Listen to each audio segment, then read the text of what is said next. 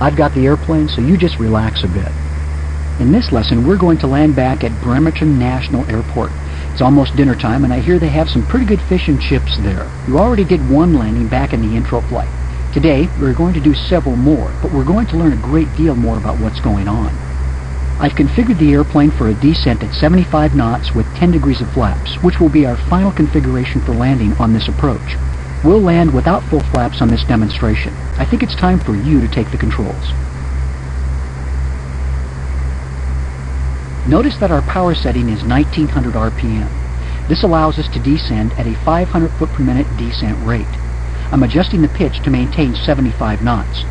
If at any time I thought I was too high, I'd reduce the power, perhaps a few hundred RPMs at first.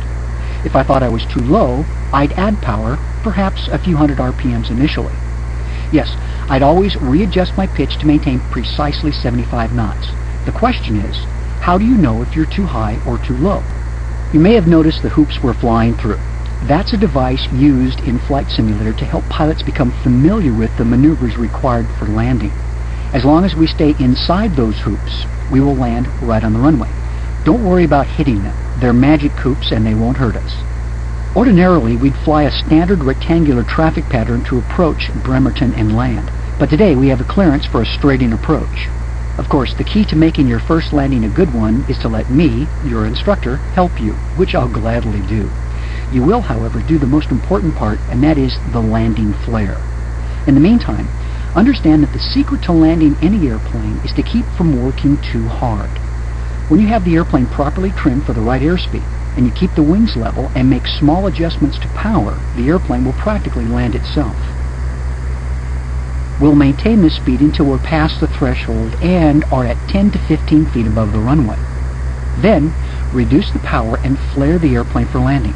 Don't worry, I'll talk you through the flare. In the meantime, to flare means to raise the pitch of the airplane just enough so that the main landing gear touches down before the nose gear does. You'll do this by reducing power and pulling back slightly so the VSI shows no more than a 100 foot per minute descent rate. Then, as the airplane slows further, you'll raise the nose to a 14-degree nose-up pitch attitude and hold the nose there until the main wheels touch down. See the beginning of the runway? That's the runway threshold. You always want to land beyond the threshold.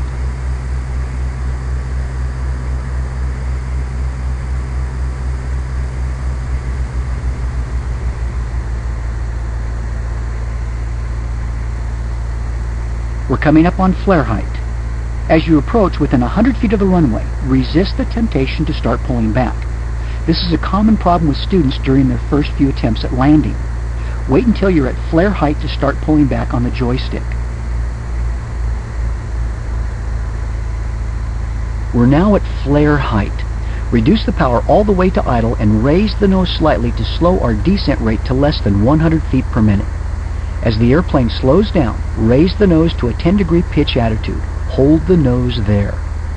As soon as we touch down, lower the nose to the ground and activate the brakes by holding down the period key or the trigger on your joystick.